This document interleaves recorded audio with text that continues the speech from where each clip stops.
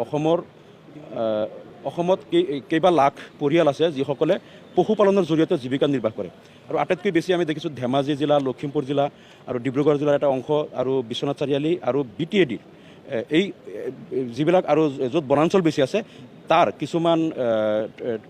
কিছুমান জনগোষ্ঠী জনজাতীয় লোক আছে আৰু নেপালী সম্প্ৰদায় এই সম্প্ৰদায়ৰ লোকসকলে বেছিকৈ পশুপালন কৰে। গতিকে তেওঁলোকে কেইবা লাখ পৰিয়াল অসমত আছে যিসকলে এই গোপালনৰ জৰিয়তে পশুপালনৰ জৰিয়তে জীৱিকা নিৰ্বাহ কৰে।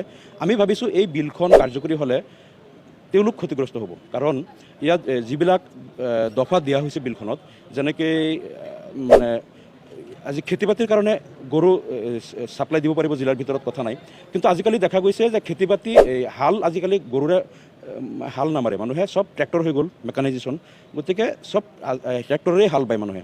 গতিকে হালৰ কাৰণে আজিকালি মানুহে গৰু নোপোহে, কিন্তু গাখীৰৰ কাৰণে পোহে, পোৱালি দিয়ে সেইটো কাৰণে পোহে। আৰু যিবিলাক ষাঁড় গৰু, বলদ গৰু বা যিবিলাক গাই গৰু এতিয়া আৰু পোৱালি নিদিয়ে, বয়স হৈ গ'ল, সেইবিলাক কৃষকসকলে বিক্ৰী কৰে, স্লটাৰ হাউচত যায়, কনজামশ্যন কৰে।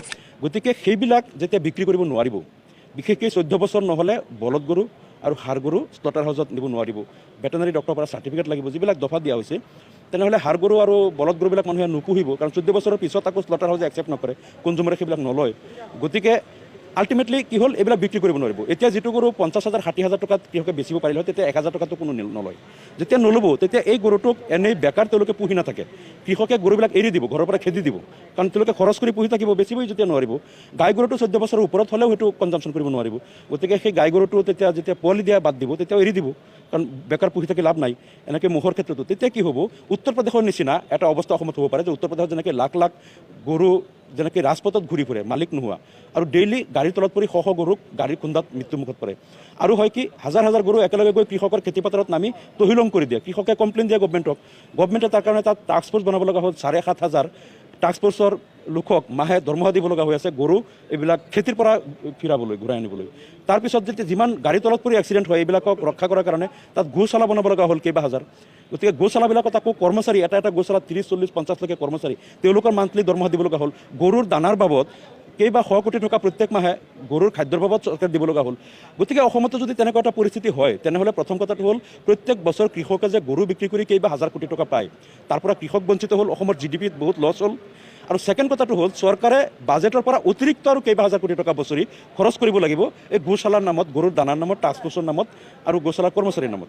গতিকে কৃষকৰ কেইবা হাজাৰ কোটি টকাৰ লছ আৰু অতিৰিক্তভাৱে বাজেটৰ পৰা খৰচ। গতিকে অসমৰ GDPত যিটো এফেক্ট পৰিব, সেই কথাটোহে বিবেচনা কৰিব লাগে। ইয়াত মুছলমান বিৰোধী, হিন্দু বিৰোধী বা এইবিলাক কথা আমি চোৱাৰ দৰকাৰ নাই।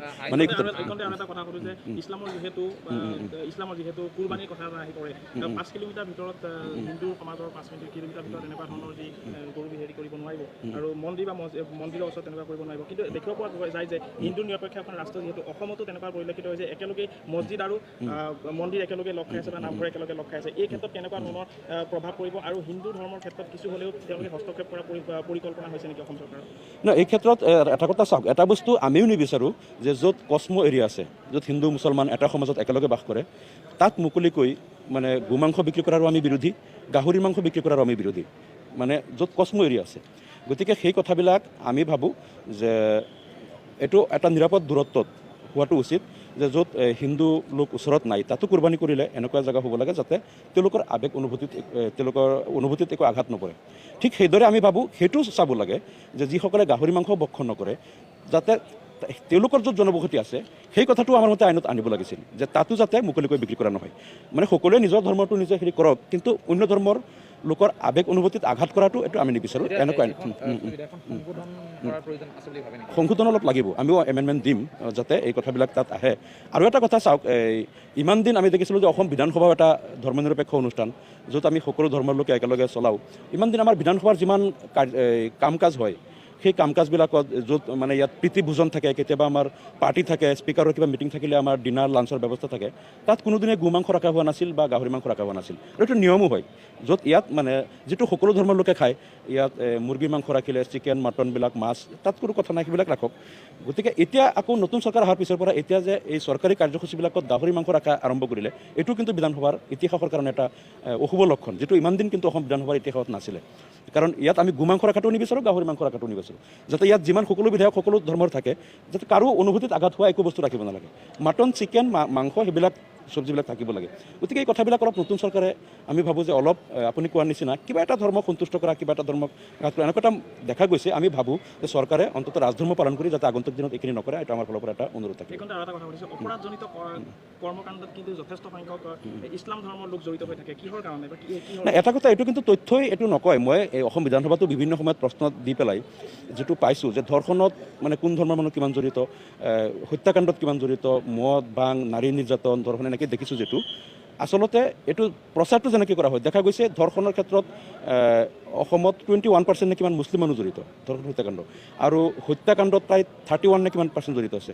ভূমি দখল একমাত্ৰ মুছলিম 34% হোৱা স্বত্তেও অসমত মুছলিম জনসংখ্যাতকৈ বেছি অপৰাধ অসমত দেখা গৈছে বিধানসভাৰ তথ্যমতে মাটি লৈ বিবাদ, যিটো ভূমি লৈ বিবাদ, এইটোত কিন্তু মুছলিম 40%তকৈ বেছি আছে বিধানসভাৰ তথ্যমতে। কিন্তু প্ৰচাৰটো অলপ বিজেপি দলে অন্য ধৰণে কৰি আছে। আচলতে অপৰাধৰ ধৰ্মীয়কৰণ কৰাটো এটা অশুভ লক্ষণ ইয়াত। আৰু তেওঁলোকে আমি দেখিছোঁ অপাৰেশ্যন চলাওঁতেও অলপ টাৰ্গেটেড কৰি কৰে, যে আমি যিমান বেছি এৰেষ্ট এইফালৰ পৰা কৰিম সিমানেই এনেকৈ প্ৰচাৰ কৰিব পাৰিম। মোৰ সমষ্টিত মই দেখিছোঁ যে ড্ৰাগছ কোনে কোনে হেৰি কৰে, আমিও তথ্যবিলাক তলে তলে অলপ লৈছোঁ। আমি যিবিলাক এছপিক ইনফৰমেশ্যন দিওঁ তাত দেখা গ'ল যে এটা ধৰ্মৰ লোকক তেওঁলোকে গৈ আগুৱাই যেনেকৈ ধৰে, আন কিছুমান ইনফৰমেশ্যন আমি দিছোঁ তেওঁলোকক এতিয়ালৈকে গ্ৰেপ্তাৰ কৰিবলৈ হেৰি কৰা নাই। মানে ইয়াত এটা ৰাজনীতিকৰণ চলি আছে। মই ভাবোঁ অপৰাধৰ ৰাজনীতিকৰণ হ'ব নালাগে, সকলো ধৰ্মৰ লোকক সমানেই হেৰি কৰিব লাগে, আৰু ধৰ্মৰ নামত অপৰাধীৰ শ্ৰেণী বিভাজন কৰিব নালাগে। অসমখন কেনেকৈ অপৰাধমুক্ত কৰিব পাৰি সেই ক্ষেত্ৰত সকলোৰে সহযোগিতা লৈ অসমখনক এখন অপৰাধমুক্ত ৰাজ্য কৰিব লাগে। সেই ক্ষেত্ৰত আমি সৰ্বাত্মক সহযোগিতা কৰিম। যিটো অপৰাধমুক্তৰ কথা কৈছে যে চৰকাৰে এতিয়া আপোনাৰ এতিয়া বিভিন্ন ধৰণৰ নীতি নিয়ম বাহিৰ কৰিছে, দেখা গৈছে যে অসম আৰক্ষীক যথেষ্ট আচলতে তৎপৰ হ'বৰ কাৰণে বিভিন্ন ধৰণৰ সুবিধা কৰি দিয়া হৈছে, এনকাউণ্টাৰৰ কথা কৰা হৈছে। গতিকে আপুনি যিহেতু কৈছে যে অপৰাধমুক্ত হ'ব লাগে, চৰকাৰেও সেইটো বিচাৰি পেলাই আচলতে এনকাউণ্টাৰৰ যিটো সুবিধা দিছে, আৰু কি ক'ব? এনকাউণ্টাৰৰ এটা কথা কি, এইটো মিছ ইউজৰ সম্ভাৱনা থাকে, যিটো কাৰণত এইটো আমি সম্পূৰ্ণ সমৰ্থন কৰিব নোৱাৰোঁ। ক'ৰবাত যদি দুৰ্দৰ্শ অপৰাধী অঘাইতং কোনোবা অপৰাধী এনকাউণ্টাৰত মৰে, মানুহে ভালেই পায়, মানুহে কয় যে এইটো এটা গ'ল, ভালেই হ'ল। না, এইটো আমি দেখা পাইছোঁ, এইটো আমাৰ সন্দেহ হৈছে। কিছুমান এনকাউণ্টাৰৰ যিটো খবৰ পাইছোঁ, যিটো পৰিকল্পিত বা ফেক এনকাউণ্টাৰ বুলি আমাৰ ধাৰণা হৈছে। কিছুমান এনেকুৱা স্পটৰ পৰা যিটো ৰিপৰ্ট যিবিলাক পাইছোঁ, আৰু পাৰ্টিকুলাৰ মোৰ সমষ্টিটো পৰহি এটা এনকাউণ্টাৰ এনেকুৱা হৈছে, য'ত গোটেই গাঁৱৰ মানুহে পৰিয়ালৰ তেওঁলোকে মোক যিটো ইনফৰমেশ্যন দিছে যে এইটো ঘৰৰ পৰা ধৰি আনি ঘৰৰ একদম চোতালত মানে শীতল মস্তিষ্কৰে হত্যা কৰা হৈছে। গোটেই তেওঁলোকৰ যিখিনি সাক্ষ্য প্ৰমাণ পালোঁ, সেইফালৰ পৰা এটা ধাৰণা হয় যে এনকাউণ্টাৰ কিছুমান পৰিকল্পিত হয় বা কেতিয়াবা এটা পলিচি তেওঁলোকৰ থাকে। কিন্তু ইয়াত মিছ ইউজ হোৱাৰ এটা সম্ভাৱনা থাকে। কেতিয়াবা হ'ব পাৰে কি, এজন নিৰপৰাধী ব্যক্তি, তেওঁৰ ওপৰত এটা ভুৱা অভিযোগ আহিল, আচলতে তেওঁ অপৰাধীটো নহয়, অপৰাধটো কৰিছে বেলেগে, কিন্তু তেওঁৰ ওপৰত তেওঁক ফচাই দিছে কোনোবা, কেতিয়াবা হ'ব পাৰে। গতিকে সেইজন যদি এনকাউণ্টাৰত নিৰপৰাধী লোকজন মৰি যায়, এইটো এটা অন্যায় কৰা হ'ব। গতিকে সেইটো অন্ততঃ আইনত সেইটো এই লোকজন নিৰপৰাধ হয় নে অপৰাধী হয় তাৰ এইটো বিচাৰ কৰাৰ সুবিধাটো দিব লাগে, এইটো আমাৰ দাবী। আৰু ছেকেণ্ড কথাটো হ'ল যে এইটোত উত্তৰ প্ৰদেশৰ নিচিনা ইয়াত এটা সময়ত গৈ এনকাউণ্টাৰৰ যদি পূৰ্ণ ক্ষমতা দি দিয়ে আৰক্ষীক, তেনেহ'লে কিন্তু উত্তৰ প্ৰদেশৰ নিচিনা ৰাজনৈতিক প্ৰতিদ্বন্দ্বীক ধৰা সেই কৰাৰ কাৰণে এইটো এটা মিছ ইউজ কৰিব পাৰে। উত্তৰ প্ৰদেশত আপোনালোকে দেখিছে কিমান যিসকলেই চৰকাৰৰ জনবিৰোধী নীতি দুৰ্নীতিৰ বিৰুদ্ধে মাত মাতে, বহুতৰ বিৰুদ্ধে ভুৱা অভিযোগ লগাইও এনকাউণ্টাৰ কৰা হৈছে উত্তৰ প্ৰদেশত। গতিকে এনেকুৱা এটা পৰিৱেশ কিন্তু আমাৰ অসমত নিবিচাৰোঁ, সেই কথাটো সজাগ হ'ব লাগিব ৰাজ্য চৰকাৰ। আপোনালোকে আনকি উত্তৰ প্ৰদেশৰ এটা ঘটনা মই উল্লেখ কৰিছোঁ যে কুলদীপ সিং চেঙাৰ, এজন বিজেপিৰ বিধায়ক, তেওঁ ধৰ্ষণৰ অভিযোগ আছিল। ধৰ্ষিতা ছোৱালীজনীয়ে বাপেকে থানাত গোচৰ ৰুজু কৰিব আহিছে, গোচৰ দিছে যে মোৰ ছোৱালীজনীক এইজন MLA ধৰ্ষণ কৰিছে। সেইজনক থানাত ৰাতি মাৰপিট কৰি তেওঁক এনকাউণ্টাৰ কৰা হ'ল। নিশ্চয় এই লোকজন পলাই দৌৰি যোৱা নাছিল, কাৰণ লোকজনটো অপৰাধী নহয়। তেওঁৰ ছোৱালীক ধৰ্ষণ কৰা হৈছে, তেওঁক গোচৰ ৰুজু কৰি পাইছে, তেওঁতো পলাই যাব লগা নালাগে, তেওঁক এনকাউণ্টাৰ কিয় কৰা হ'ল? তাৰমানে ওপৰৰ পৰা এটা অৰ্ডাৰ আহিছে যে কাৰণ তেওঁলোকৰ দলীয় বিধায়কৰ মান সন্মান বচাব লাগে। গতিকে এই এনকাউণ্টাৰবিলাকত যদি এনেকৈ ৰাজনীতি সোমাই যায়, তেতিয়া ভয়ানক কথা হৈ যাব। আনন্দ বিশ্বই এই প্ৰসংগত তেওঁ মন্তব্য কৰিছে যে যোনগৰাকীক এনকাউণ্টাৰ কৰা হৈছে, সেই প্ৰসংগত আপোনাৰ কি মন্তব্য?